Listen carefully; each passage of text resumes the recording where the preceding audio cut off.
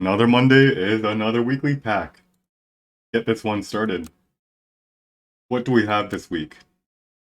Tier 1s, we have Iguana without Horsey. We have Pillbug, Marmoset, and Bluebird. Bluebird's going to be the best one that I see. Tier 2, we have Flamingo, always a strong tempo unit. And again, we have Shrimp with the dog.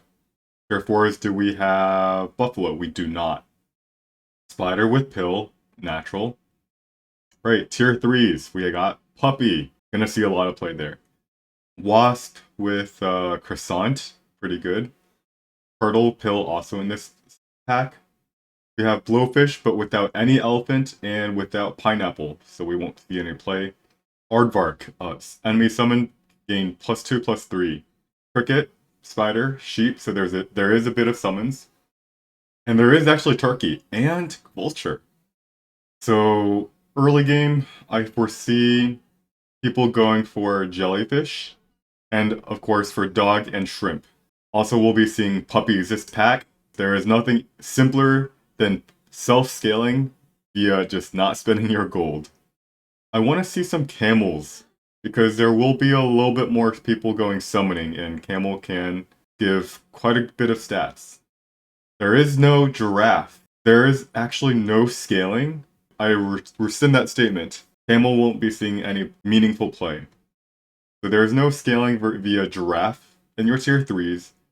There is no scaling via Dragonfly, nor Penguin in your tier 4s. In tier 5s, there are no monkeys. Whoa, there's no monkeys. There's no moose. Tier 6s, we have Komodo. So with a lack of scaling, Puppy will be seeing a lot of play. Actually, it's going to be one of the strongest.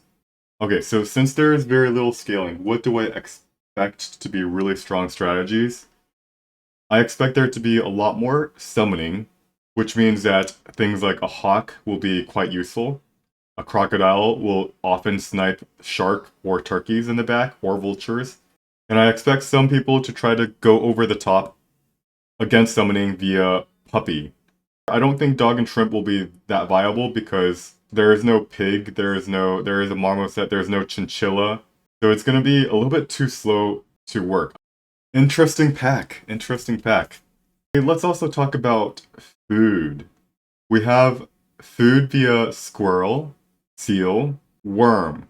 We're missing other food synergies like fox, rabbit, and more importantly, the tier 6s, cat and sauropod. I believe food synergies will be hard to get off, but it will work.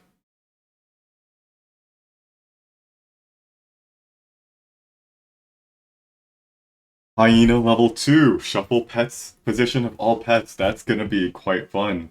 Mess up all the summoning builds. Without further ado, let's start. Let's just start off with 2 iguanas, and do I want a duck? Sure. Ironic, bamboozled, bamboos. Nice.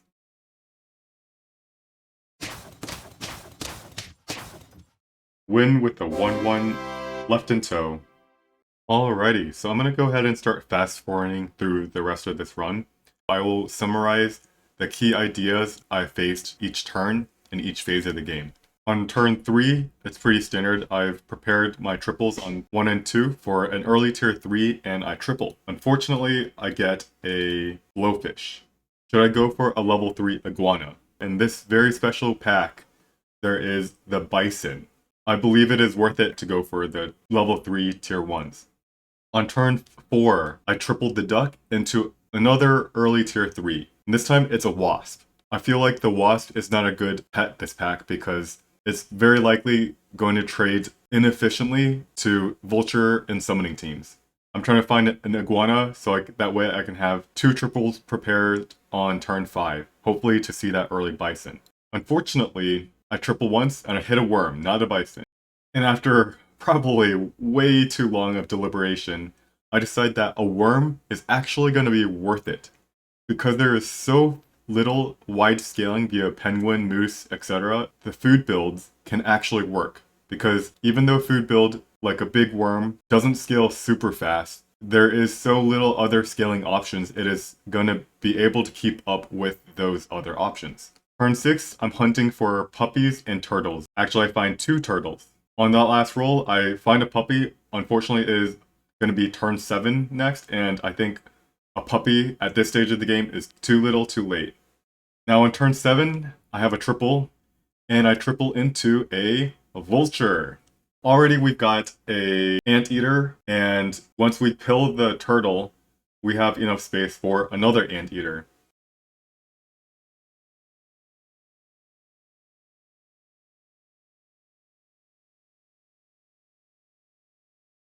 Turn 9, we triple up, we've got a level 2 worm, and we have a lemon for it. Quite a strong combo against potentially many summoning teams that we have yet to see. On turns 9 and later, we have to think, how do we improve our team? Naturally, of course, we want to go for a level 2 vulture, but some things that are worth considering is that, do we go for maybe 2 vultures? Do we go for a shark? We have a 10-8 meloned up iguana, but do we ever want to transition away from it? And if you do the math, the shark, if it replaces the iguana, there's going to be 7 pets in front of it that faint, 6 from the 2 anteaters and then the worm. Once 7 pets faint, essentially the shark will be an 18-18 of raw stats. That is already almost better than iguana. More than just raw stats though, it has better potential. If I ever hit level 2 shark, it's going to be a really big boy. Now the alternative to the shark is going to be a Spinosaurus, and it gives very, very similar stats to a shark that's going to be scaling itself. Fast forward through a lot more other turns. Alright, so we're now entering the very last couple rounds. I'm going to go ahead and resume the live commentary. Oh no. There goes our vulture, but that's okay, we have a shark for backup. Oh. Alright, let's see. How do we do this last fight? Alright, should we just go... Oh, cupcake? Because it's going to be the last fight? Double cupcake? Say screw it? Cupcake this, maybe?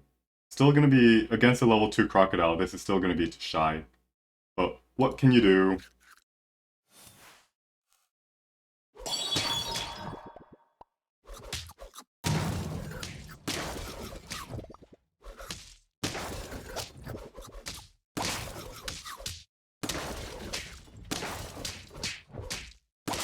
No! So close. And let's go again. In this second run, I'm actually just going to skip straight to the end. How I built this team was I was able to get an early puppy by pilling a spider, and I actually got a whole bunch of puppies on turns 5 and 6. They just kept on falling into my lap. After getting them to level 2 and then finding melons for them, I basically just coasted for the rest of the game and just won. I bought a crocodile and I also bought a level 2 hyena to try to stir up those summoning teams and those sniping teams. But however, we didn't need that for the last fight because we just faced another scaling team that we outscaled. Just by a hair. Okay, so in this last section, I want to talk about my observations and my thoughts after I've played a couple arena runs. So since there's very little wide scaling via penguin, dragon, T-Rex, moose, or whatever, we're going to find this week's packs to be dominated by a lot of summoning teams. Summoning teams with a combination of turkey, vulture, shark, spinosaur. All those pets are very strong with the actual faint pets like anteater, and anteaters with popcorn. So how do you fight against that? Big self-scaling units like puppy and bison with melon or lemon, and then supporting them are going to be crocodiles and hawks. Lastly, food build with worms, squirrels, and seals may be a viable alternative to puppy and bison scaling. When you're deciding on which path to go, it's important to keep your options open and don't force something just because you know it's strong. Even though puppy seems to be the strongest self-scaling unit in the game right now, you still shouldn't roll 10 times on turns 5 and 6 hoping to see a puppy, because sometimes they just never show up. So how do you know when to go for the self-scalers versus the food build versus the summoning build? That is something I'll leave for you guys to figure out. Hope you guys enjoyed this week's guide, and if you haven't already, feel free to hit that sub button. I'm going to try to release one of these guides every week on Sunday night, so stay tuned and see you guys next week.